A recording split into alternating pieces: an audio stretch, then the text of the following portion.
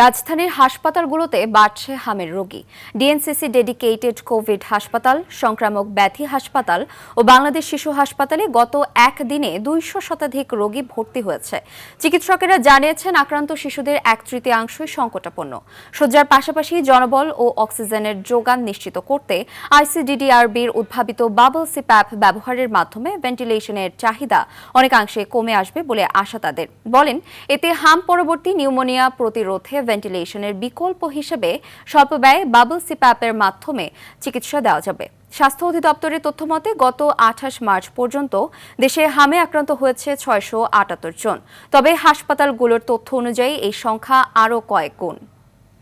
আপনারা আপনাদের অ্যাঙ্গেল থেকে দয়া করে সাহায্য করুন।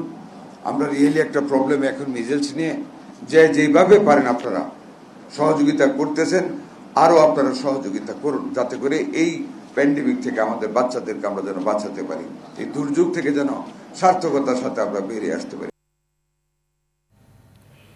দর্শক, এই মুহূর্তে মহাখালী বিশেষায়িত কোভিড হাসপাতালে রয়েছেন সহকর্মী মোহাম্মদ সাইম। সরাসরি যুক্ত হচ্ছে সেখানে। সাইম, হামের রোগীর চাপ কেমন দেখছেন এবং চিকিৎসকরা কি বলছেন জানাবেন।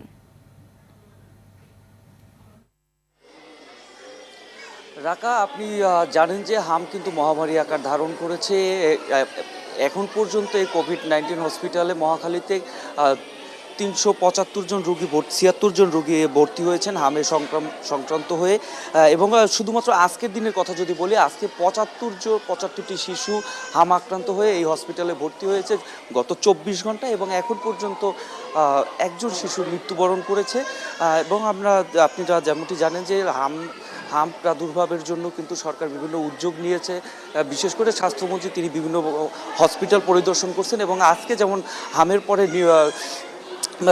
শিশুদের যে নিউমোনিয়া হচ্ছে, এজন্য যে ভেন্টিলেশনের প্রয়োজন হয়, কিন্তু ভেন্টিলেশনের অভাব থাকায় এর বিকল্প হিসেবে আইসিডিডিআরবি থেকে আবিষ্কৃত একটি যন্ত্র সেটি কিন্তু ব্যবহার করা হচ্ছে, যে কারণে শিশুদের যে চিকিৎসা, সেই চিকিৎসা সেবাটা যাতে অগ্রগামী হয় সেজন্য কিন্তু সর্বোচ্চ চেষ্টা চালিয়ে যাচ্ছে। কিন্তু সংক্রামক রোগ হওয়ায় কিন্তু হামের এই যে প্রাদুর্ভাবটা কিন্তু বেড়েই চলছে।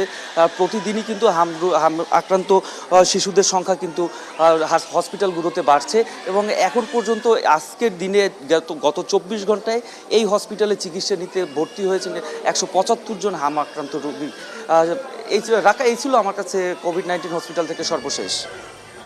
ধন্যবাদ।